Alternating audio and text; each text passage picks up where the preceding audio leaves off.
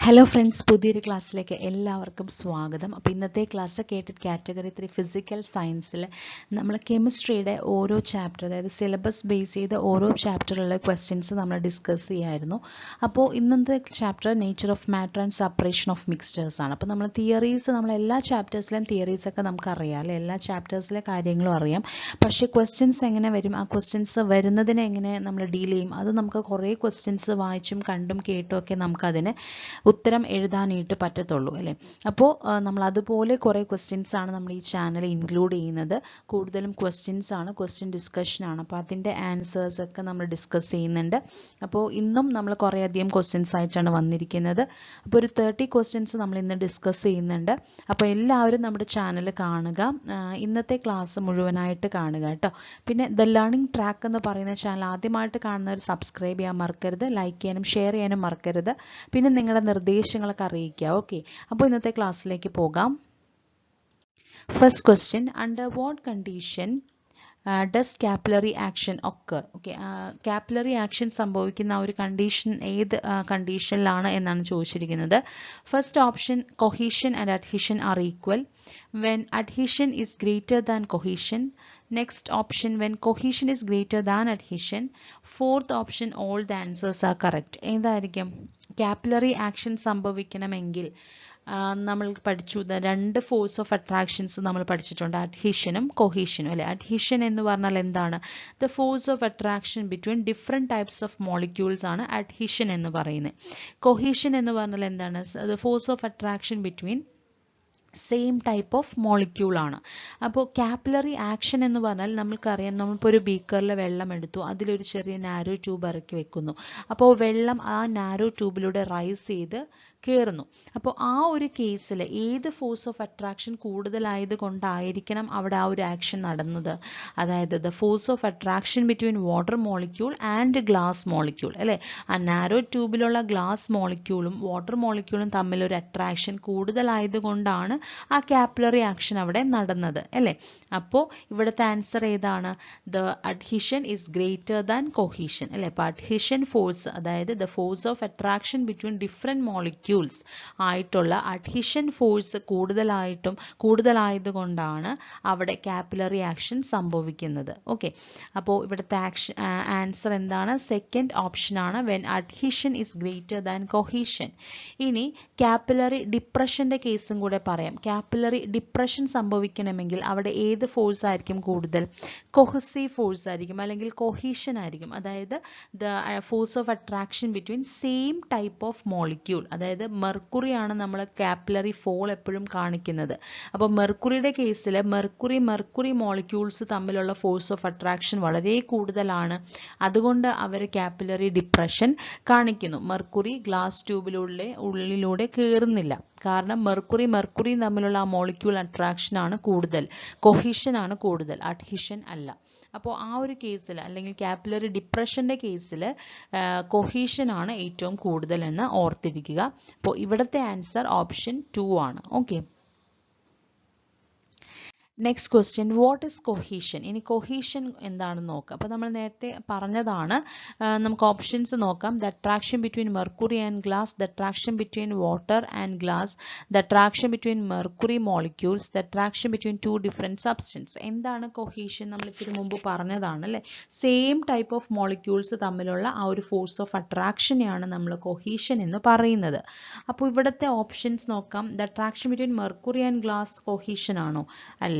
The attraction between water and glass cohesion ആണോ? അല്ല. The attraction between mercury molecules, അത് cohesion ആണ് അല്ലേ. സെയിം ടൈപ്പ് ഓഫ് മോളിക്യൂൾസ് തമ്മിലുള്ള അട്രാക്ഷനെയാണ് നമ്മൾ കൊഹീഷൻ എന്ന് പറയുന്നത്. അപ്പോൾ മെർക്കുറി മോളിക്യൂൾസിനിടയിലുള്ള ഫോഴ്സ് ഓഫ് അട്രാക്ഷൻ എന്തായിരിക്കും? കൊഹീഷൻ ആയിരിക്കും. Okay, attraction between 2 different substance. Last option എന്താണ് ആൻസർ? എന്താണ്? The attraction between 2 different substance. അത് ഏതാണ്? അഡ്ഹീഷൻ ആണ് അല്ലേ. അഡ്ഹീഷൻ ആണ്, രണ്ട് ഡിഫറെൻറ്റ് സബ്സ്റ്റൻസിനിടയിലുള്ള ഫോഴ്സ് ഓഫ് അട്രാക്ഷൻ എന്ന് പറഞ്ഞാൽ അഡ്ഹീഷൻ ആണ്. അപ്പോൾ ആ അഡ്ഹീഷൻ എക്സാമ്പിൾ ആണ് ആദ്യത്തെ രണ്ട് എക്സാമ്പിൾസും, ആദ്യത്തെ രണ്ട് ഓപ്ഷൻസും.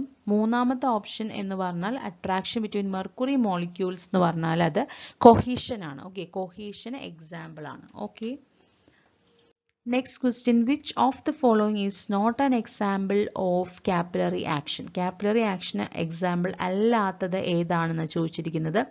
First option, a tree absorb water from the soil. Next option, a paper towel soaking up spilled milk.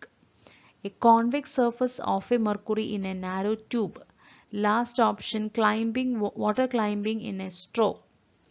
Okay, അപ്പോൾ ഇതിൽ കാപ്പിലറി ആക്ഷൻ എന്ന് പറഞ്ഞാൽ എന്താണ്? വളരെ ചെറിയ സുഷിരങ്ങളിലൂടെ വെള്ളം മുകളിലേക്ക് കയറുന്നതിനെയാണ് കാപ്പിലറി ആക്ഷൻ എന്ന് പറയുന്നത്. ഓക്കെ, അപ്പോൾ മൂന്നാമത്തെ ഓപ്ഷൻ ഒന്ന് ശ്രദ്ധിക്കൂ. A convex surface of A mercury in a narrow tube. അതും സംഭവിക്കാറുണ്ടോ? മെർക്കുറി എപ്പോഴും എന്താണ്? കാപ്പിലറി ഡിപ്രഷൻ കാണിക്കുന്നതാണ് അല്ലേ? അപ്പോൾ കാപ്പിലറി ആക്ഷൻ എക്സാമ്പിൾ അല്ല ഈ മൂന്നാമത്തെ ഓപ്ഷൻ എന്ന് പറയുന്നത്. ഓക്കെ ആണല്ലോ? അപ്പോൾ കാപ്പിലാരിറ്റി എന്ന് പറഞ്ഞാൽ എന്താണ്? വളരെ ചെറിയ സുഷിരങ്ങളിലൂടെ വെള്ളം മുകളിലേക്ക് കയറുന്നതാണ് അല്ലേ കാപ്പിലാറി ആക്ഷൻ അല്ലെങ്കിൽ കാപ്പിലാരിറ്റി എന്ന് പറയുന്നത്. അപ്പോൾ അതിന് കുറേയധികം എക്സാമ്പിൾസ് ഉണ്ട്. നമ്മുടെ ഡെയിലി ലൈഫ് എക്സാമ്പിൾസ് കുറേയധികം ഉണ്ട്. നമ്മുടെ പ്ലാന്റ്സ് എല്ലാം സോയിലിൽ നിന്ന് വാട്ടർ അബ്സോർബ് ചെയ്യുന്നത് ഒരു കാപ്പിലറി ആക്ഷനാണ് അല്ലേ? അത് പ്രൂവ് ചെയ്യാൻ വേണ്ടി നമ്മൾ ചെറിയ ക്ലാസ്സിലെല്ലാം മഷിത്തണ്ട് ചെടി റെഡ് കളറിലെ ഇങ്കിൽ മുക്കി വെച്ചിട്ട് നമ്മൾ പഠിച്ചിട്ടുണ്ടല്ലേ? അപ്പോൾ അത് പിറ്റേ ദിവസം വരുമ്പോൾ അതിൻ്റെ സ്റ്റെമ്മിലൊക്കെ ലീഫിലൊക്കെ എന്തുണ്ടാവും? ഈ റെഡ് കളർ ഉണ്ടാവും. അതായത് ആ ഒരു രീതിയിലാണ് എല്ലാ പ്ലാന്റ്സും എല്ലാ ട്രീസും മണ്ണിൽ നിന്നും എന്ത് അബ്സോർബ് ചെയ്യുന്നത്? വാട്ടറും മിനറൽസ് എല്ലാം അബ്സോർബ് ചെയ്യുന്നത്. അപ്പോൾ അത്രയും ചെറിയ സുഷിരത്തിലൂടെയാണ് ഇത് റൈസ് ചെയ്ത് മുകളിലേക്ക് പോകുന്നത്. ഓക്കെ, അപ്പോൾ അത് എന്താണ്? കാപ്പിലറി ആക്ഷൻ ഒരു എക്സാമ്പിൾ ആണ്. അതുപോലെ ചോക്കിൽ ഇങ്ക് കയറുന്നതും ഒരു കാപ്പിലറി ആക്ഷൻ എക്സാമ്പിൾ ആണ്. പിന്നെ പേപ്പർ ടവൽ ഒരു കാപ്പിലറി ആക്ഷൻ ആണ്. അതുപോലെ വിളക്ക് തിരി, മണ്ണെണ്ണ വിളക്ക്, അതിലെ തിരിയിലൂടെ മണ്ണെണ്ണ റൈസ് ചെയ്യുന്നതൊക്കെ കാപ്പിലറി ആക്ഷൻ ആണ്. പിന്നെ സ്ട്രോയിലൂടെ വാട്ടർ കയറുന്നതും കാപ്പിലറി ആക്ഷൻ ആണ്. അപ്പോൾ ഇതൊക്കെ കാപ്പിലാരിറ്റി ആണ്. മെർക്കുറി പക്ഷേ കാപ്പിലറി ഡിപ്രഷനെ കാണിക്കത്തുള്ളൂ, കാരണം അവിടെ കൊഹീഷൻ ഫോഴ്സ് ആണ് കൂടുതലെന്ന് ഓർത്തിരിക്കുക. Okay, a bug is able to walk on the surface of water because which of the following? Capillary action, surface tension, viscosity, none of the above. ഏതാണ്? Yes, surface tension ആണ് അല്ലേ? Surface tension കാരണമാണ് ഒരു ബഗ്ഗിന് water സർഫസിലൂടെ നടന്നു പോകാൻ കഴിയുന്നത്. അപ്പോൾ ഏതൊരു ഇൻസെക്റ്റ് ആയിക്കോട്ടെ, എന്തെങ്കിലും ഒരു മെറ്റീരിയൽ ആയിക്കോട്ടെ, അതായത് ഒരു ബ്ലേഡ് നമുക്ക് വാട്ടർ സർഫസിൽ വളരെ റെസ്റ്റിലിരിക്കുന്ന ഒരു വെള്ളത്തിൻ്റെ മുകളിൽ നമുക്ക് ഒരു ബ്ലേഡ് കൊണ്ടുവന്ന് വെക്കാം, ഒരു പിൻ കൊണ്ടുവന്ന് വെക്കാം. എന്താണ്? അത് ഫ്ലോട്ട് ചെയ്ത് കിടക്കും. കാരണം എന്താണ്? സർഫസ് ടെൻഷൻ, അതൊരു സർഫസ് എനർജിയാണ്. അതായത് ആ സർഫസ് ടെൻഷൻ കൊണ്ട് സർഫസിൻ്റെ ആ ഒരു മുകളിലത്തെ ആ ലെയർ തന്നെ ഒരു ഇലാസ്റ്റിക് മെംബ്രെയിൻ ആയിട്ട് ആക്ട് ചെയ്യുകയാണ്. ഓക്കെ, ഒരു ഇലാസ്റ്റിക് മെംബ്രെയിൻ ആയിട്ട് ആക്ട് ചെയ്യുന്നു. അതുകൊണ്ട് നമുക്ക് ഇങ്ങനെയുള്ള സാധനങ്ങളെല്ലാം അതിൻ്റെ മുകളിൽ വെച്ചാൽ അത് ഫ്ലോട്ട് ചെയ്ത് കിടക്കും. അപ്പോൾ ഏതൊരു ഇൻസെക്റ്റിനാണെങ്കിലും വെള്ളത്തിൻ്റെ മുകളിലൂടെ ഈസിലി ആയിട്ട് നടന്നു പോകാനായിട്ട് കഴിയും. അപ്പോൾ അത് സർഫസ് ടെൻഷൻ എന്ന് പറയുന്ന ഒരു ഫിനോമിനൻ്റെ ഒരു ഫീച്ചേഴ്സ് ആണ് അതെല്ലാം. ഓക്കെ, അപ്പോൾ അതിൻ്റെ എക്സാമ്പിൾസ് ഒക്കെ ഓർത്തിരിക്കുക കേട്ടോ. Next question, NaCl dissolved into water than its surface tension is. അപ്പോൾ അതിൻ്റെ സർഫസ് ടെൻഷൻ എന്ത് സംഭവിക്കും? NaCl, അതായത് നമ്മുടെ ഉപ്പ് അല്ലെങ്കിൽ സോൾട്ട് നമ്മൾ എന്ത് ചെയ്യുന്ന വാട്ടറിൽ മിക്സ് ചെയ്ത് കഴിഞ്ഞാൽ അതിൻ്റെ സർഫസ് ടെൻഷൻ ഇൻക്രീസ് ചെയ്യോ ഡിക്രീസ് ചെയ്യോ എന്നാണ് ചോദിച്ചിരിക്കുന്നത്. അപ്പോൾ എന്താണ് ആൻസർ? ഓപ്ഷൻസ് നോക്കാം. Decreases, increases, remain constant, all of these. എന്താണ്? യെസ്, ഇൻക്രീസസ് ആണ് അല്ലേ? അതായത് സോഡിയം ക്ലോറൈഡ് നമ്മൾ വാട്ടറിൽ മിക്സ് ചെയ്ത് കഴിയുമ്പോൾ അതിൻ്റെ സർഫസ് ടെൻഷൻ ഇൻക്രീസ് ചെയ്യുന്നു എന്ന് ഓർത്തിരിക്കുക. ഓക്കെ, സർഫസ് ടെൻഷൻ ഇൻക്രീസ് ചെയ്യുന്നു. Okay, sixth question, more liquid rises in A thin tube because. ഒരു തിൻ ട്യൂബിലൂടെ വളരെയധികം ലിക്വിഡ് റൈസ് ചെയ്യുന്നതിന് കാരണം എന്തായിരിക്കും? ഓപ്ഷൻസ് നോക്കാം. Larger value surface tension, larger value of surface tension, smaller value of radius, larger value of radius, smaller value of surface tension. എന്തായിരിക്കും answer? Yes, smaller value of radius ആണ് അല്ലേ. Radius വളരെ ചെറിയതായിട്ടുള്ളൊരു ട്യൂബിലൂടെ വെള്ളം അധികം കയറത്തുള്ളൂ.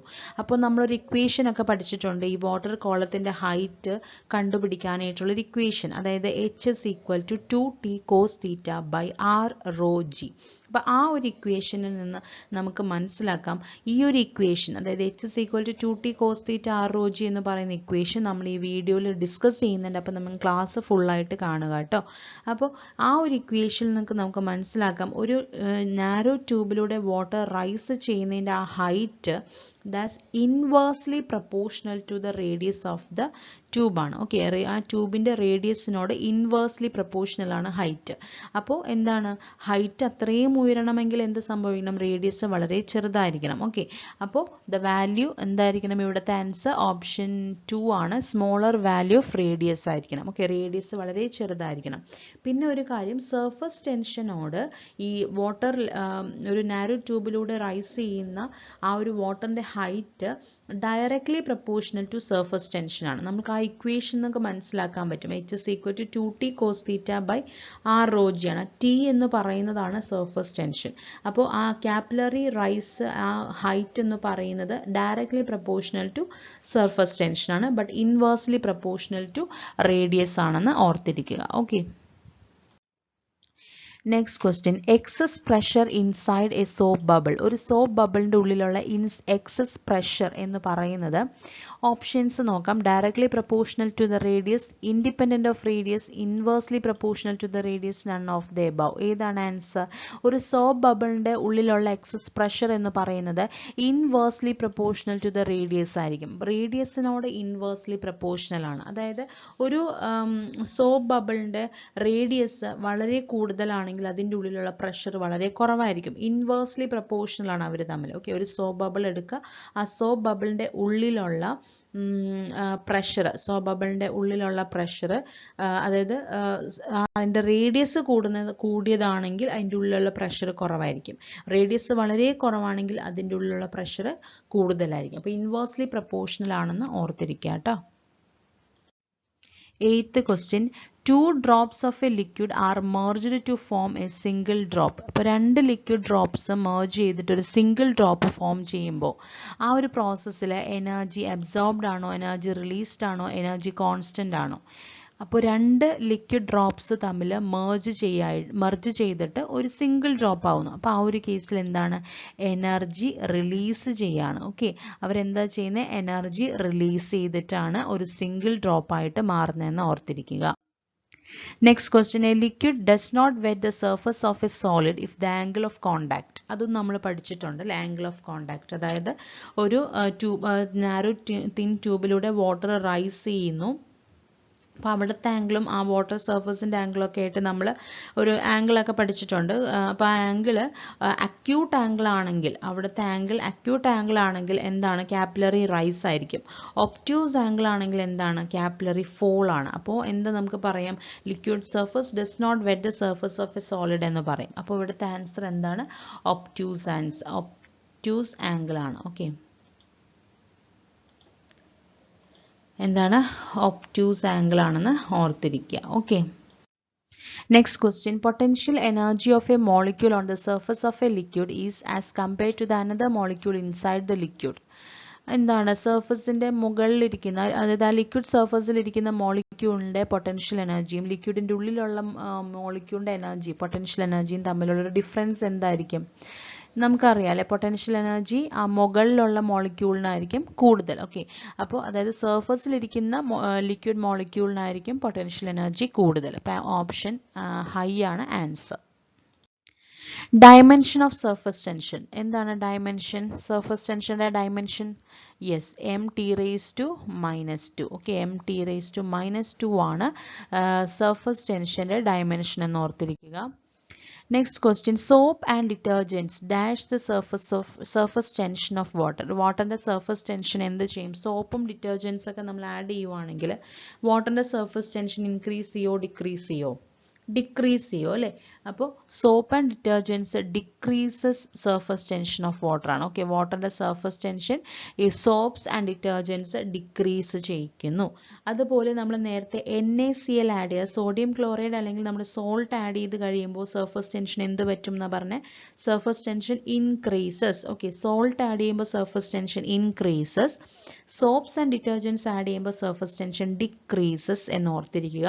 അതാണ് നമ്മൾ തുണികളിലൊക്കെ നമ്മൾ ഡേർട്ടൊക്കെ പെട്ടെന്ന് തുണികളിൽ നിന്ന് ഇളകി പോരാൻ കാരണം ഈ സോപ്പ് ആൻഡ് ഡിറ്റർജൻസ് ആഡ് ചെയ്യുമ്പോൾ എന്ത് സംഭവിക്കുന്നു?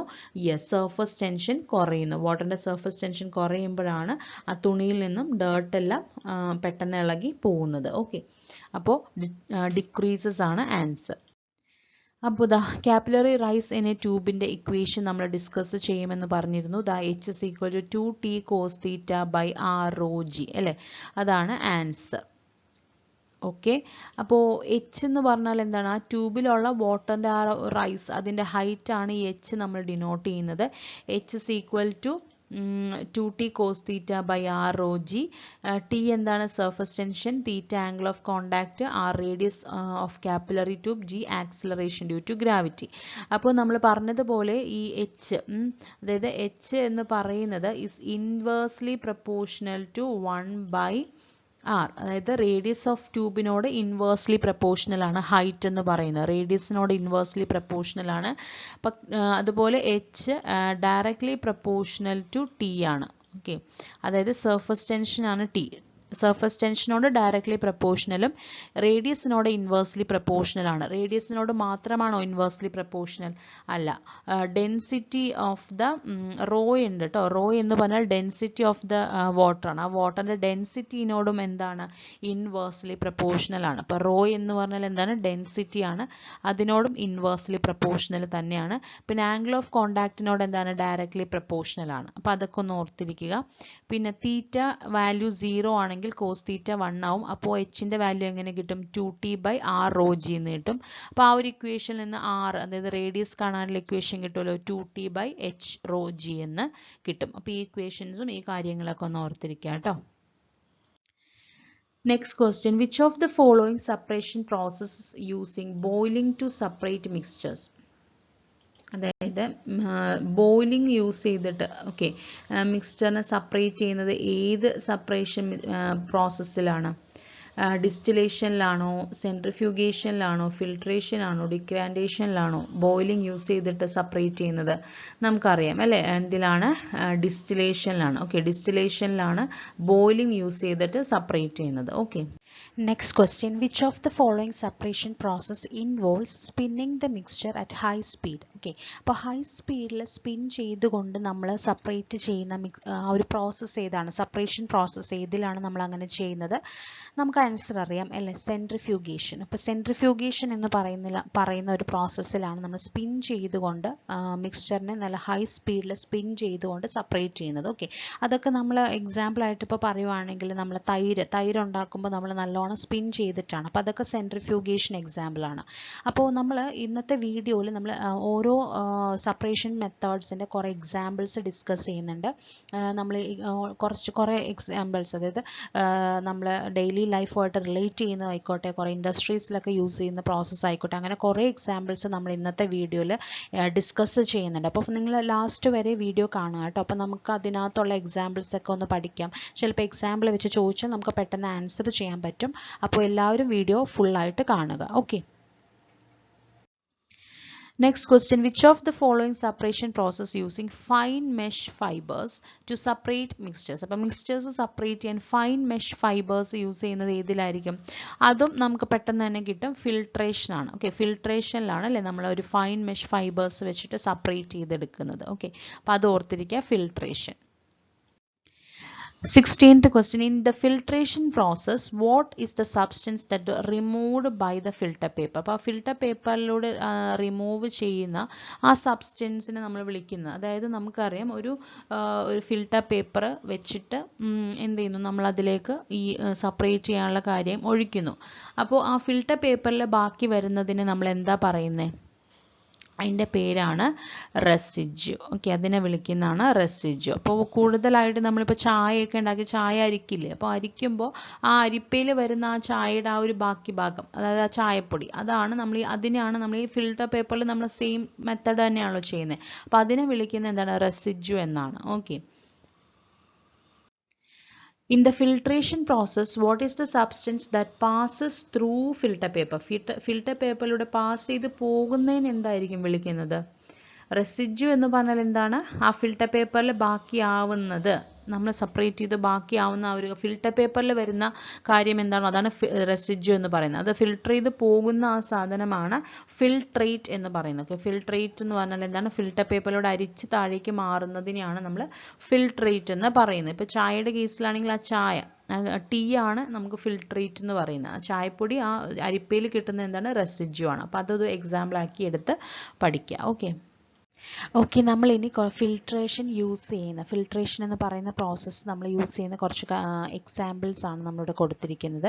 അപ്പോൾ ഫസ്റ്റ് എക്സാമ്പിൾ എന്ന് പറയുന്നത് എന്താണ്? The kidneys are as an example of a biological filter. Blood is filtered by the glomerulus. Essential molecules are reabsorbed back to the blood. അപ്പോൾ നമ്മുടെ ബോഡിയിൽ തന്നെ ഒരു ബയോളജിക്കൽ ഫിൽട്ടർ ഉണ്ട്. ഒരു കാര്യം ഓർക്കുക, ഫിൽട്രേഷൻ എന്ന് പറയുന്നത് നമ്മുടെ മോസ്റ്റ് കോമൺലി നമ്മൾ എന്നും യൂസ് ചെയ്യുന്ന നമ്മുടെ ഡെയിലി ലൈഫ് ഒരു സിറ്റുവേഷൻ ആണ്. നമ്മൾ രാവിലെ ടീ ഉണ്ടാക്കുന്നത് അല്ലേ, അത് നമ്മൾ ആ ടീയുടെ ആ ഒരു ടീ ഡസ്റ്റൊക്കെ നമ്മൾ എന്ത് ചെയ്യുന്നു, ചായപ്പൊടി നമ്മൾ അരിച്ച് മാറ്റുന്നതാണ്. അതൊരു ഫിൽട്രേഷൻ എന്ന് പറയുന്ന പ്രോസസ്സാണ്. അപ്പോൾ അത് മെയിനായിട്ട് ഓർത്തിരിക്കുക. പിന്നെ ഫിൽട്രേഷൻ യൂസ് ചെയ്യുന്ന വേറെ കുറച്ച് എക്സാമ്പിൾസ് ആണ്. അപ്പോൾ നമ്മുടെ ബോഡിയിൽ തന്നെ ഒരു ബയോളജിക്കൽ ഫിൽട്ടർ ഉണ്ടെന്ന് ഓർത്തിരിക്കുക. അതാണ് കിഡ്നി അല്ലേ, നമ്മൾ പഠിച്ചിട്ടുണ്ട്. ബയോളജിക്കലി ഉള്ള നമ്മുടെ ബോഡിയിൽ തന്നെ ഉള്ളൊരു ഫിൽട്രേഷൻ പ്രോസസ്സ് നടത്തുന്ന ഒരു അവയവം. ഓക്കെ, അതാണ് കിഡ്നി എന്ന് പറയുന്നത്. അപ്പോൾ ബ്ലഡിൽ നിന്ന് എന്ത് ചെയ്യുന്നു, യൂറിൻ അരിച്ചു മാറ്റുന്നു. അപ്പോൾ അതിൽ എസെൻഷ്യൽ ആയിട്ടുള്ളതൊക്കെ റീബാക്ക് ചെയ്യുന്നുണ്ട്, ബ്ലഡിലേക്ക് തിരിച്ച് റീഅബ്സോർബ് ചെയ്യുന്നുണ്ട്. ഓക്കെ, അപ്പോൾ അതാണ് ഫിൽട്രേഷൻ്റെ ഒരു എക്സാമ്പിൾ, നമ്മുടെ ബോഡിയിൽ തന്നെ ഉള്ളൊരു എക്സാമ്പിൾ. പിന്നെ പറയുവാണെങ്കിൽ വാട്ടർ അക്യുഫയർ, അതായത് പ്യൂരിഫയർ, വാട്ടർ പ്യൂരിഫയേഴ്സിലൊക്കെ എന്തുണ്ട്, ഫിൽട്രേഷൻ ഉണ്ട് അല്ലേ. Water is N aquifer, water in an aquifer is relatively pure because it has been filtered through sand and permeable rock in the ground. അപ്പോൾ വാട്ടർ അക്യുഫയറിലും അതായത് പ്യൂരിഫയറിലൊക്കെ എന്താ ചെയ്യുന്നുണ്ട്, നമ്മൾ ഫിൽട്രേഷൻ എന്ന് പറഞ്ഞ പ്രോസസ്സ്, അവിടെ ഫിൽട്ടർ ചെയ്യാനുള്ള കാര്യങ്ങളൊക്കെ അതിൻ്റെ ഉള്ളിൽ ഉണ്ട്. അപ്പോൾ അത് നമുക്ക് പ്യുവർ ആയിട്ടുള്ള വാട്ടറാണ് ആഫ്റ്റർ ഫിൽട്രേഷൻ നമുക്ക് കിട്ടുന്നത്. പിന്നെ എയർ കണ്ടീഷണേഴ്സിൽ എന്ത് യൂസ് ചെയ്യുന്നുണ്ട്, ഫിൽറ്റേഴ്സ് യൂസ് ചെയ്യുന്നുണ്ട്. ഓക്കെ, അതായത് air conditioners and mini vacuum cleaners use HEPA filters to remove dust and pollen from the air. അപ്പോൾ എയറിൽ നിന്നുള്ള ആ ഒരു ഡസ്റ്റും അതൊക്കെ റിമൂവ് ചെയ്യാൻ വേണ്ടിയിട്ട് എയർ കണ്ടീഷണേഴ്സിലും അതുപോലെ വാക്വം ക്ലീനേഴ്സിലൊക്കെ എന്ത് യൂസ് ചെയ്യുന്നുണ്ട്, ഫിൽറ്റേഴ്സ് യൂസ് ചെയ്യുന്നുണ്ട്. അപ്പോൾ ഫിൽട്രേഷൻ എന്ന് പറയുന്ന ഒരു പ്രോസസ്സ്, ആ ഒരു സെപ്പറേഷൻ പ്രോസസ്സ് നമ്മൾ എല്ലായിടത്തും കോമൺ ആയിട്ട് യൂസ് ചെയ്യുന്നതാണ്. അപ്പോൾ കുറച്ച് എക്സാമ്പിൾസ് ഓർത്തിരിക്കാൻ വേണ്ടിയിട്ടാണ് നമ്മളിങ്ങനെ എക്സാമ്പിൾസും കൂടെ ഇൻക്ലൂഡ് ചെയ്തിരിക്കുന്നത്. Okay. How can we separate two immiscible liquids? രണ്ട് immiscible liquidsനെ നമുക്ക് എങ്ങനെയാണ് സെപ്പറേറ്റ് ചെയ്യുന്നത്? യെസ്, ഡീകാൻറ്റേഷൻ ആണ് അല്ലേ. രണ്ട് immiscible liquidനെ സെപ്പറേറ്റ് ചെയ്യുന്ന പ്രോസസ്സാണ് ഡീകാൻറ്റേഷൻ. അതായത് സെപ്പറേറ്റിംഗ് ഫണൽ വെച്ചിട്ട് നമ്മൾ ഡീകാൻറ്റേഷൻ എന്ന് പറയുന്ന പ്രോസസ്സ് വെച്ചിട്ടാണ് immiscible ആയിട്ടുള്ള, immiscible എന്ന് പറഞ്ഞാൽ എന്താ ഉദ്ദേശിക്കുന്നത്, രണ്ടും മിക്സ്ഡ് ആവാത്ത രണ്ട് ലിക്വിഡ്സ്, സെപ്പറേറ്റ് ചെയ്ത് കിടക്കുന്ന രണ്ട് ലിക്വിഡ്സ്, ഒരിക്കലും അവർ മിക്സ്ഡ് ആവില്ല. അങ്ങനെയുള്ള ലിക്വിഡ്സിനെ സെപ്പറേറ്റ് ചെയ്യുന്ന ഡീകാൻറ്റേഷൻ വഴിയാണ്. അപ്പോൾ ഇനി ഡീകാൻറ്റേഷൻ എന്ന് പറയുന്ന പ്രോസസ്സ് യൂസ് ചെയ്യുന്ന കുറച്ച് എക്സാമ്പിൾസ് ആണ് നമ്മൾ കൊടുത്തിരിക്കുന്നത്. ഈ ഡീകാൻറ്റേഷൻ എന്ന് പറയുന്ന ഒരു പ്രോസസ്സ് എന്തായിരുന്നു, അത് യൂസ് ചെയ്യുന്നത് നമ്മൾ നേരത്തെ പറഞ്ഞു, അതായത് രണ്ട് ഇമ്മിസിബിൾ ലിക്വിഡ്സിനെ സെപ്പറേറ്റ് ചെയ്യാൻ വേണ്ടിയിട്ടാണ് ഡീകാൻറ്റേഷൻ നമ്മൾ യൂസ് ചെയ്യുന്നത് അല്ലേ. ഡീകാൻറ്റേഷൻ എന്ന് പറയുന്ന പ്രോസസ്സ് യൂസ് ചെയ്യുന്നത് എന്തിനാണ്, രണ്ട് ഇമ്മിസിബിൾ ആയിട്ടുള്ള ലിക്വിഡ്സ്, അതായത് ഒരിക്കലും മിക്സ് ചെയ്യാത്ത ലിക്വിഡ്സ് തമ്മിൽ സെപ്പറേറ്റ് ചെയ്യാൻ വേണ്ടിയിട്ട്. അപ്പോൾ അവർക്ക് ഡിഫറെൻറ്റ് ഡെൻസിറ്റീസ് ആയിരിക്കുമല്ലേ, അതുകൊണ്ടാണ് അവർ ഇമ്മിസിബിൾ എന്ന് പറഞ്ഞത്. അവരുടെ ഡെൻസിറ്റി ഡിഫറൻസ് ഉണ്ടാവും. അതുപോലെ തന്നെ it is the process of separating insoluble solid particle from A liquid. ഒരു ലിക്വിഡിൽ നിന്ന് ഇൻസൊല്യൂബിൾ ആയിട്ട് കിടക്കുന്ന സോളിഡ് പാർട്ടിക്കിൾസിനെ സെപ്പറേറ്റ് ചെയ്യാൻ നമ്മൾ ഡീകാൻറ്റേഷൻ എന്ന് പറയുന്ന ഒരു പ്രോസസ്സ് യൂസ് ചെയ്യുന്നുണ്ട്. ഇനി ഈ ഇമ്മിസിബിൾ ആയിട്ടുള്ള ലിക്വിഡ്സ്, അപ്പോൾ നമ്മൾ അത് സെപ്പറേറ്റ് ചെയ്യാനായിട്ട് നമ്മൾ യൂസ് ചെയ്യുന്ന ഈ ഒരു ഡീകാൻറ്റേഷൻ എന്ന് പറയുന്ന പ്രോസസ്സിൽ നമ്മൾ യൂസ് ചെയ്യുന്ന സെപ്പറേറ്റിംഗ് ഫണലാണ്. ഓക്കെ, സെപ്പറേറ്റിംഗ് ഫണൽ യൂസ് ചെയ്തിട്ടാണ് നമ്മൾ അതിൽ സെപ്പറേറ്റ് ചെയ്യുന്നത്. ഓക്കെ, അപ്പോൾ നമുക്ക് കുറച്ച് എക്സാമ്പിൾ എക്സാമ്പിൾസ് നോക്കാം. ഫസ്റ്റ് എക്സാമ്പിൾ ഇവിടെ കൊടുത്തിരിക്കുന്നത് ഓയിൽ ആൻഡ് വാട്ടറിൻ്റെ ആ ഒരു മിക്സ്ചറാണ്. അതിപ്പോൾ നമ്മൾ പറഞ്ഞ പോലെ രണ്ട് ഇമ്മിസിബിൾ ആയിട്ടുള്ള ലിക്വിഡ്സ് ആണ് അല്ലേ, ഓയിലും വാട്ടറും. അപ്പോൾ അവരുടെ ആ ഒരു സെപ്പറേറ്റിംഗ് ഫണൽ വെച്ചിട്ട് നമ്മളത് സെപ്പറേറ്റ് ചെയ്യുന്നു. അപ്പോൾ oil floats on the top of water എന്നാണ് പറഞ്ഞത്. വാട്ടറിൻ്റെ മുകളിൽ എന്ത് വരുന്നു, ഓയിൽ വരുന്നു. After letting A mixture of oil and water sit, the oil can be poured of the water in A separating funnel. The water can be drained away from the oil. അപ്പോൾ oil മുകളിൽ, വാട്ടറിൻ്റെ മുകളിൽ oil വന്ന് float ചെയ്ത് കിടക്കും. അപ്പോൾ ഒരു separating funnel use ചെയ്തിട്ട് നമുക്ക് വാട്ടറിനെ അതിൽ നിന്ന് റിമൂവ് ചെയ്യാം, സെപ്പറേറ്റ് ചെയ്തെടുക്കാൻ പറ്റും. അപ്പോൾ അതാണ് ഫസ്റ്റ് ഒരു എക്സാമ്പിൾ. സെക്കൻഡ് എക്സാമ്പിൾ എന്താണ്, കെറോസിൻ ആൻഡ് വാട്ടർ ആണ്. kerosene and water or gasoline and water. The kerosene or gasoline floats above the water. അവരും എന്താണ്, അത് immiscible ആണ്. അപ്പോൾ decanting this liquid is dangerous because the fuel evaporates to form flammable or toxic fumes. അപ്പോൾ ഇത് അതായത് ഈ kerosene അല്ലെങ്കിൽ ഗ്യാസലിൻ്റെ ഒക്കെ ഒരു സെപ്പറേഷൻ എന്ന് പറഞ്ഞാൽ കുറച്ച് ഡേഞ്ചറസ് ആയിട്ടുള്ള ഒരു പ്രോസസ്സാണ്. കാരണം അവർ ഫ്യൂവൽ ഇവാപ്പറേറ്റ് ചെയ്തിട്ട് അത് ഫ്ലെയിം, അതായത് ഫ്ലെയിം ഫോം ചെയ്യാനായിട്ട് അല്ലെങ്കിൽ ടോക്സിക് ആയിട്ടുള്ള ഫ്യൂംസ് ഫോം ചെയ്യാനായിട്ടും സാധ്യതയുണ്ട്. അപ്പോൾ ഡീകാൻഡിങ്, ഈ ഒരു ലിക്വിഡ്സിൻ്റെ ഡീകാൻഡേഷൻ എന്ന് പറഞ്ഞാൽ ഇത്തിരി ഡേഞ്ചറസ് ആയിട്ടുള്ള പ്രോസസ്സ് ആണെന്നാണ് പറയുന്നത്. അപ്പോൾ ഒരു എക്സാമ്പിൾ ആയിട്ട് ഓർത്തിരിക്കുക, കെറോസിൻ ആൻഡ് വാട്ടർ അല്ലെങ്കിൽ ഗ്യാസലിൻ ആൻഡ് വാട്ടർ നമ്മൾ സെപ്പറേറ്റ് ചെയ്യുന്ന ഡീകാൻഡേഷൻ എന്ന് പറഞ്ഞൊരു പ്രോസസ്സ് വഴി തന്നെയാണ്. പിന്നെ മിൽക്ക് ആൻഡ് ക്രീം നമുക്കറിയാവുന്ന ഒരു എക്സാമ്പിളാണ്. ഡീകാൻഡേഷൻ സെപ്പറേറ്റ്സ് ക്രീം ഫ്രം മിൽക്ക്. അതുപോലെ cream rises the top of the liquid and easily skimmed of. അപ്പോൾ ഡീകാൻഡേഷൻ എന്ന് പറയുന്ന ഒരു പ്രോസസ്സ് നമ്മൾ മിൽക്ക് ആൻഡ് ക്രീമിൻ്റെ കേസിലും അവരെ സെപ്പറേറ്റ് ചെയ്യാനും നമ്മൾ യൂസ് ചെയ്യുന്നുണ്ടെന്ന് ഒന്ന് ഓർത്തിരിക്കുക. കുറച്ച് എക്സാമ്പിൾസ് വെച്ചിട്ട് പഠിക്കാൻ വേണ്ടിയിട്ടാണ് നമ്മൾ എക്സാമ്പിൾസും കൂടെ ഇൻക്ലൂഡ് ചെയ്യുന്നത്. Okay. Next question, separation of red blood cells from blood samples can be done by using which method of separation? Okay, അപ്പോൾ ബ്ലഡ് സാമ്പിൾസിൽ നിന്ന് റെഡ് ബ്ലഡ് സെൽസിനെ നമുക്ക് സെപ്പറേറ്റ് ചെയ്യണം. അപ്പോൾ അത് ഏത് മെത്തേഡ് ആയിരിക്കും? ഡീകാൻഡേഷൻ ആണോ, സെൻട്രിഫ്യൂഗേഷൻ ആണോ, ഫ്രാക്ഷണൽ ഡിസ്റ്റിലേഷൻ ആണോ, സിമ്പിൾ ഡിസ്റ്റിലേഷൻ ആണോ? യെസ്, സെൻട്രിഫ്യൂഗേഷൻ ആണ് അല്ലേ. അതായത് സെൻട്രിഫ്യൂഗേഷൻ എന്ന് പറയുന്ന ഒരു മെത്തേഡ് യൂസ് ചെയ്തിട്ടാണ് ബ്ലഡ് സെൽസിനെ നമ്മൾ ബ്ലഡിൽ നിന്നും സെപ്പറേറ്റ് ചെയ്യുന്നതെന്ന് ഓർത്തിരിക്കുക. ഓക്കെ. ഓക്കെ, നമുക്കിനി സെൻട്രിഫ്യൂഗേഷൻ്റെ കുറച്ച് എക്സാമ്പിൾസ് നോക്കാം. അപ്പോൾ അതിന് മുന്നേ എന്താണ് സെൻട്രിഫ്യൂഗേഷൻ എന്ന് അറിയേണ്ടത്? നമ്മൾ നേരത്തെ ഒരു ക്വസ്റ്റ്യൻ ഡിസ്കസ് ചെയ്തായിരുന്നു. അപ്പോൾ സെൻട്രിഫ്യൂഗേഷൻ എന്ന് പറയുന്ന ഒരു പ്രോസസ്സ് എന്താണ്? The process of separation of insoluble particles in A liquid mixture. ഒരു ലിക്വിഡ് മിക്സ്ചറിലുള്ള ഇൻസൊല്യൂബിൾ ആയിട്ടുള്ള പാർട്ടിക്കിൾസിനെ നമുക്ക് സെപ്പറേറ്റ് ചെയ്തെടുക്കണം on the basis of their mass difference. അപ്പോൾ പ്രത്യേകം ശ്രദ്ധിക്കേണ്ട കാര്യം എന്താണ്? മാസ് ഡിഫറൻസസിൻ്റെ ബേസിലാണ് നമ്മൾ സെൻട്രിഫ്യൂഗേഷൻ നടത്തുന്നത്. ഓക്കെ. അപ്പോൾ രണ്ട് എക്സാമ്പിൾസ് നമ്മൾ ഓൾറെഡി പഠിച്ചിട്ടുള്ള രണ്ട് എക്സാമ്പിൾസ് നമ്മളിവിടെ കൊടുത്തിട്ടുണ്ട്. Separation of blood cells from blood samples, അതുപോലെ separation of cream from milk. Okay. അതുപോലെ തന്നെ chalk can be separated from the water with the help of a centrifuge. Then next, the separation of solid blood and urine materials into forensic and testing laboratories. Then last one, the extraction of fat from milk in order to produce skimmed milk. Okay. അപ്പോൾ ഇതൊക്കെയാണ് സെൻട്രിഫ്യൂഗേഷൻ്റെ examples. ഒന്ന് ഓർത്തിരിക്കുക കേട്ടോ. Next question, dash method of separation is used to separate volatile liquid from non-volatile impurities. അപ്പോൾ volatile liquidsനെ non-volatile impurity നിന്ന് separate ചെയ്യുന്ന ഏത് മെത്തേഡാണ്? യെസ്, സിമ്പിൾ ഡിസ്റ്റിലേഷൻ ആണെന്ന് ഓർത്തിരിക്കുക കേട്ടോ. സിമ്പിൾ ഡിസ്റ്റിലേഷൻ വഴിയാണ് വോളറ്റൈൽ ലിക്വിഡ്സിനെ നോൺ വോളറ്റൈൽ ഇമ്പ്യൂരിറ്റിയിൽ നിന്ന് സെപ്പറേറ്റ് ചെയ്യുന്നത്. അതുപോലെ തന്നെ ആ ലിക്വിഡ്സിൻ്റെ ബോയിലിംഗ് പോയിന്റുകൾ തമ്മിൽ ഒരു സഫീഷ്യൻറ്റ് ഡിഫറൻസസ് ഉണ്ടെങ്കിൽ നമ്മൾ സിമ്പിൾ ഡിസ്റ്റിലേഷൻ തന്നെയാണ് യൂസ് ചെയ്യുന്നതെന്നും ഓർത്തിരിക്കുക. ഓക്കെ. ലിക്വിഡ്സിൻ്റെ ബോയിലിംഗ് പോയിന്റുകൾ തമ്മിൽ സഫീഷ്യൻ്റ് ആയിട്ടുള്ള ഡിഫറൻസ് ഉണ്ടെങ്കിൽ നമ്മൾ യൂസ് ചെയ്യുന്ന മെത്തേഡ് സിമ്പിൾ ഡിസ്റ്റിലേഷൻ ആണ്. ഓക്കെ. അപ്പോൾ അത് പ്രത്യേകം ഓർത്തിരിക്കുക കേട്ടോ.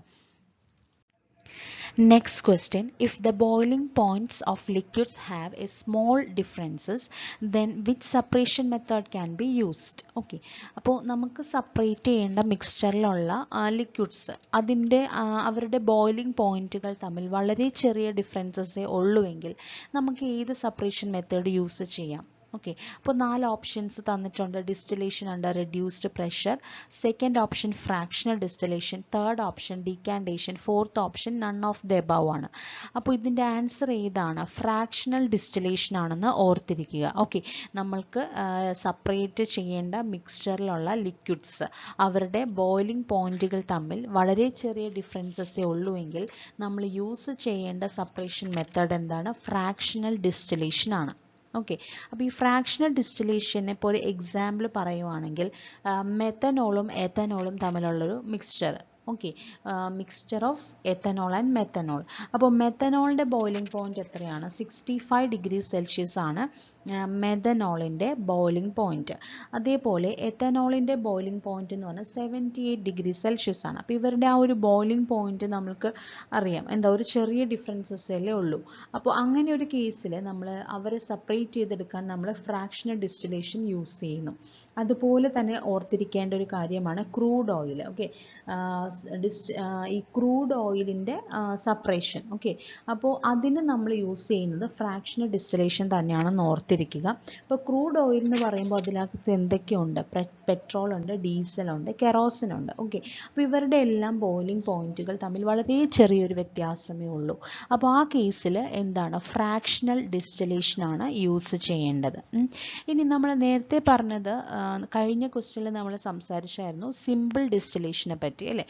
അപ്പോൾ അവിടെ നമ്മൾ പറഞ്ഞു എന്താ സിമ്പിൾ ഡിസ്റ്റിലേഷൻ നമ്മൾ യൂസ് ചെയ്യണത് to separate volatile liquids from non volatile impurities അല്ലേ. വോളറ്റൈൽ ലിക്വിഡ്സിനെ നോൺ വോളറ്റൈൽ ആയിട്ടുള്ള ഇംപ്യൂരിറ്റീസിൽ നിന്ന് നമ്മൾ സെപ്പറേറ്റ് ചെയ്യാനായിട്ടാണ് നമ്മൾ സിമ്പിൾ ഡിസ്റ്റിലേഷൻ യൂസ് ചെയ്യുന്നത്. പിന്നെ നമ്മൾ ഒരു പോയിന്റും കൂടെ പറഞ്ഞു അല്ലേ, അതായത് നമ്മൾ യൂസ് ചെയ്യുന്ന, അതായത് നമ്മുടെ മിക്സ്ചറിലുള്ള, നമുക്ക് സെപ്പറേറ്റ് ചെയ്യേണ്ട മിക്സ്ചറിലുള്ള ലിക്വിഡ്സിൻ്റെ ബോയിലിംഗ് പോയിന്റുകൾ തമ്മിൽ വളരെ സഫീഷ്യൻ്റ് ആയിട്ടൊരു ഒരു ഡിഫറൻസ് ഉണ്ടെങ്കിൽ നമ്മൾ അവിടെ യൂസ് ചെയ്യുന്ന മെത്തേഡ് എന്താണ്? സിമ്പിൾ ഡിസ്റ്റിലേഷൻ ആണ്. Okay, sufficient differences in their boiling point ആണെങ്കിൽ നമ്മൾ എന്ത് മെത്തേഡ് യൂസ് ചെയ്യണം? സിമ്പിൾ ഡിസ്റ്റിലേഷൻ നമുക്ക് യൂസ് ചെയ്യാം. അപ്പോൾ അതിന് എക്സാമ്പിൾസ് ഇപ്പോൾ നമ്മൾ പറയുവാണെങ്കിൽ mixture of water and acetone എടുക്കാം. ഓക്കെ, വാട്ടറിൻ്റെയും അസറ്റോണിൻ്റെയും മിക്സ്ചർ. അപ്പോൾ വാട്ടറിൻ്റെ ബോയിലിംഗ് പോയിന്റ് എന്ന് പറയുന്നത് 100 ഡിഗ്രി സെൽഷ്യസും അസറ്റോണിൻ്റെ ബോയിലിംഗ് പോയിന്റ് ഒരു 56 ആണ്, 56 ഡിഗ്രി സെൽഷ്യസും ആണ്. അപ്പോൾ ഇവരുടെ ഒരു മിക്സ്ചർ സെപ്പറേറ്റ് ചെയ്യാനായിട്ട് നമ്മൾക്ക് എന്ത് മെത്തേഡ് യൂസ് ചെയ്യാം? യെസ്, സിമ്പിൾ ഡിസ്റ്റിലേഷൻ നമുക്ക് യൂസ് ചെയ്യാം. ഓക്കെ, പിന്നെ പറയുവാണെങ്കിൽ ക്ലോറോഫോം ആൻഡ് അനിലിൻ്റെ മിക്സ്ചർ, ക്ലോറോഫോം അനിലിൻ മിക്സ്ചർ, അത് സെപ്പറേറ്റ് ചെയ്യാൻ നമുക്ക് സിമ്പിൾ ഡിസ്റ്റിലേഷൻ മെത്തേഡ് യൂസ് ചെയ്യാം. അപ്പോൾ ഓർത്തിരിക്കേണ്ട ഒരു കാര്യം, നമുക്ക് സെപ്പറേറ്റ് ചെയ്യേണ്ട മിക്സ്ചറിലുള്ള ലിക്വിഡ്സിൻ്റെ ബോയിലിംഗ് പോയിന്റുകൾ തമ്മിൽ ചെറിയൊരു ഡിഫറൻസ് ഉള്ളൂ എങ്കിൽ ഫ്രാക്ഷണൽ ഡിസ്റ്റിലേഷനും, സഫീഷ്യൻ്റ് ആയിട്ടുള്ള ഡിഫറൻസ് ആണെങ്കിൽ നമ്മൾ യൂസ് ചെയ്യേണ്ടത് സിമ്പിൾ ഡിസ്റ്റിലേഷനും ആണെന്നും ഓർത്തിരിക്കുക. ഓക്കെ, അപ്പോൾ നമുക്കിനി ഫ്രാക്ഷണൽ ഡിസ്റ്റിലേഷൻ്റെ കുറച്ച് എക്സാമ്പിൾസ് നോക്കാം. അപ്പോൾ നമ്മൾ നേരത്തെ പറഞ്ഞതുപോലെ ഫ്രാക്ഷണൽ ഡിസ്റ്റിലേഷൻ നമ്മൾ യൂസ് ചെയ്യുന്നത് ഏതൊരു കേസിലാണ്? നമ്മൾ സെപ്പറേറ്റ് ചെയ്യാൻ ഉദ്ദേശിക്കുന്ന ലിക്വിഡ് മിക്സ്ചർ, അതിലുള്ള ലിക്വിഡ്സിൻ്റെ ബോയിലിംഗ് പോയിന്റുകൾ തമ്മിൽ വളരെ ചെറിയ ഡിഫറൻസ് ഉള്ളൂ എങ്കിൽ നമുക്ക് ഫ്രാക്ഷണൽ ഡിസ്റ്റിലേഷൻ യൂസ് ചെയ്യാം അല്ലേ. അപ്പോൾ നമുക്ക് കുറച്ച് എക്സാമ്പിൾസ് നോക്കാം. ഫ്രാക്ഷണൽ ഡിസ്റ്റിലേഷൻ യൂസ് ചെയ്യുന്ന കുറച്ച് എക്സാമ്പിൾസ് ഇവിടെ കൊടുത്തിട്ടുണ്ട്. അതായത് fractional distillation is used for the purification of water. Next one, fractional distillation is used in several industries like oil refineries, chemical plants, mainly for purification and separation of many organic compounds. അപ്പോൾ കുറേ organic കോമ്പൗണ്ട്സുകൾ separate ചെയ്യാനും അതുപോലെ പ്യൂരിഫിക്കേഷന് വേണ്ടിയിട്ടും fractional distillation use ചെയ്യുന്നുണ്ട്. അതുപോലെ fractional distillation is also used for the separation of air, അതായത് liquefied air separate ചെയ്യാനായിട്ട്. അപ്പോൾ ഈ ലിക്വിഫൈഡ് എയർ എന്ന് പറയുമ്പോൾ അതിൻ്റെ ഉള്ളിൽ കമ്പോണൻസ് ലൈക്ക് എന്തൊക്കെയാണ്? Nitrogen, oxygen as well as concentrated argon ഒക്കെ ഉണ്ടാവും. അപ്പോൾ അതെല്ലാം നമുക്ക് ഈ ലിക്വിഫൈഡ് എയർ സെപ്പറേറ്റ് ചെയ്ത് കഴിയുമ്പോൾ നമുക്ക് കിട്ടുന്ന ആ കമ്പോണൻസ് ആണ് നൈട്രജൻ, ഓക്സിജൻ, അതുപോലെ കോൺസെൻട്രേറ്റഡ് ആർഗൺ ഒക്കെ. അപ്പോൾ അതിനൊക്കെ നമ്മൾ സെപ്പറേറ്റ് ചെയ്യാൻ വേണ്ടി നമ്മൾ ഫ്രാക്ഷണൽ ഡിസ്റ്റിലേഷൻ യൂസ് ചെയ്യുന്നുണ്ട്. പിന്നെ distillation is used in the production of high purity silicon from chlorosilane. ഇപ്പോൾ ക്ലോറോസിലൈൻസിൽ നിന്ന് എന്ത് നമുക്ക് കിട്ടുന്നുണ്ട്? ഹൈ പ്യൂരിറ്റി സിലിക്കൺ നമുക്ക് കിട്ടുന്നുണ്ട്. അപ്പോൾ അതിൻ്റെ പ്രൊഡക്ഷന് വേണ്ടി ഡിസ്റ്റിലേഷൻ യൂസ് ചെയ്യുന്നുണ്ട്. The silicon is widely used in സെമി കണ്ടക്ടേഴ്സിനാണ് വൈഡായിട്ട് നമ്മൾ സിലിക്കൺ യൂസ് ചെയ്യുന്നത്, നമുക്കറിയാമല്ലോ. അപ്പോൾ ഇതൊക്കെ ഫ്രാക്ഷണൽ ഡിസ്റ്റിലേഷൻ യൂസ് ചെയ്യുന്ന കുറച്ച് എക്സാമ്പിൾസ് ആണ്, ഓർത്തിരിക്കുക കേട്ടോ. Next question, which method of separation can be used to separate glycerol from spent eye in soap industry?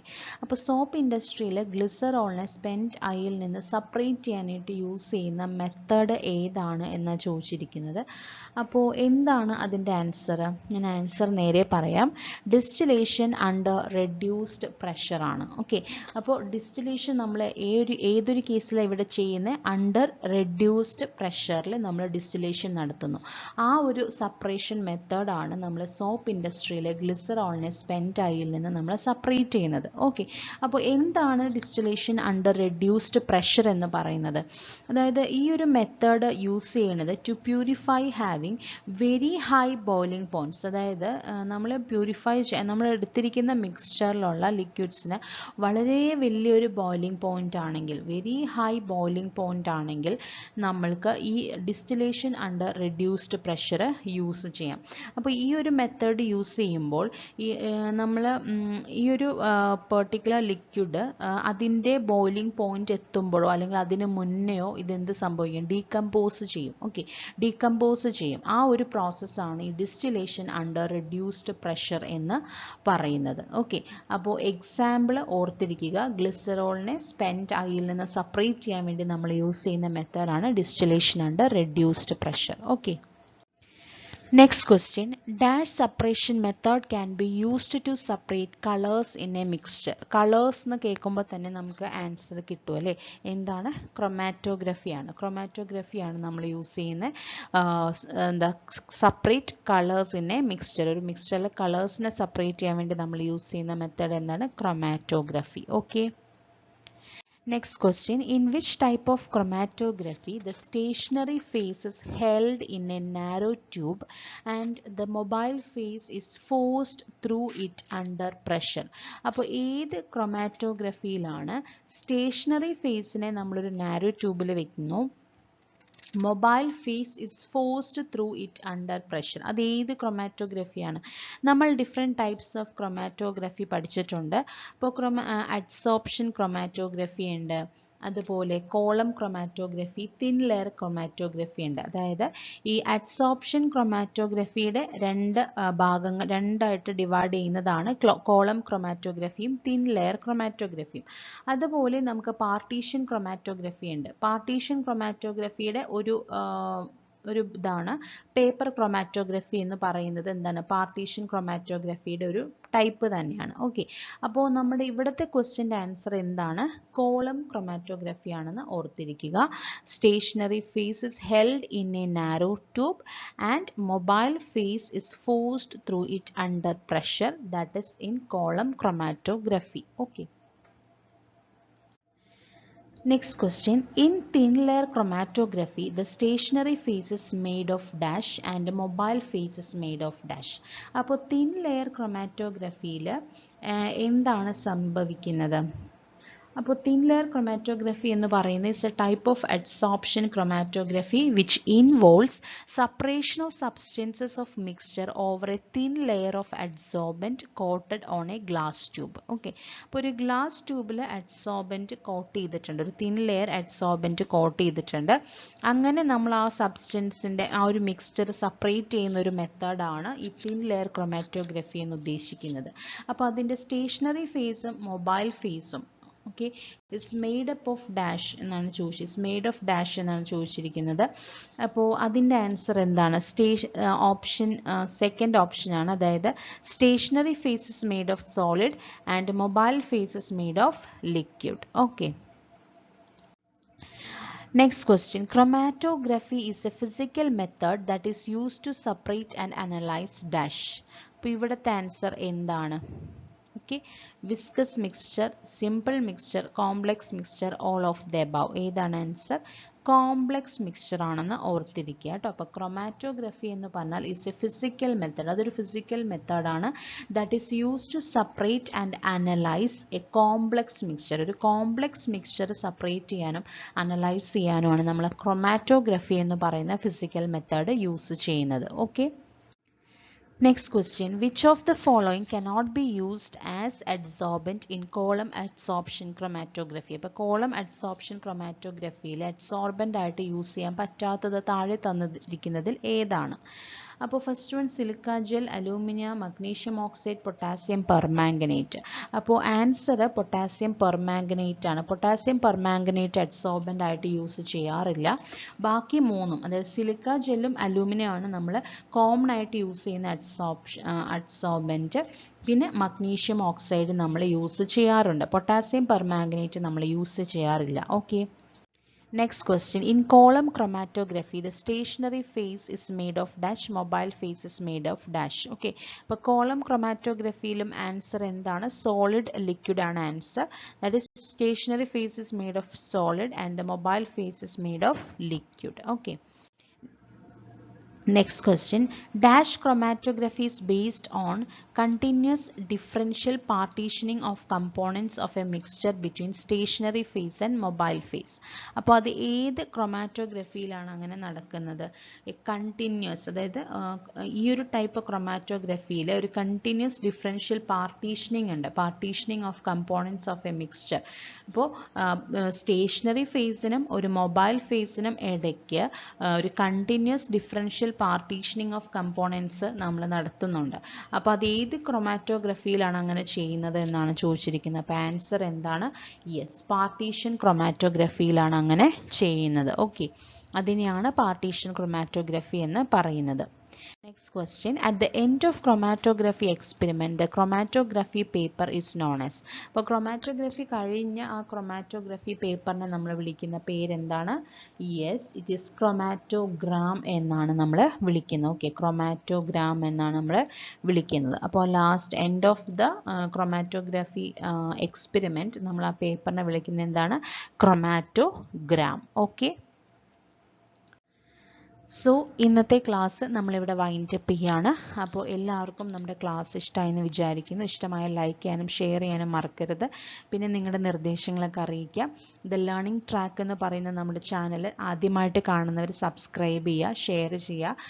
അപ്പോൾ നമ്മുടെ ക്ലാസ് എല്ലാവരും തുടർന്ന് കണ്ടുകൊണ്ടേയിരിക്കുക. ഇനിയും അനവധി ക്വസ്റ്റ്യൻസ് നമ്മൾ അപ്ലോഡ് ചെയ്യുന്നതാണ്. സബ്ജക്റ്റ് വൈസ് സിലബസ് വൈസ് നമ്മൾ അപ്ലോഡ് ചെയ്യും. അപ്പോൾ എല്ലാവരും വെയിറ്റ് ചെയ്യുക, തുടർന്ന് കണ്ടുകൊണ്ടിരിക്കുക. അപ്പോൾ ഇന്നത്തെ ക്ലാസ് കണ്ട എല്ലാവർക്കും thank you so much. Okay, by.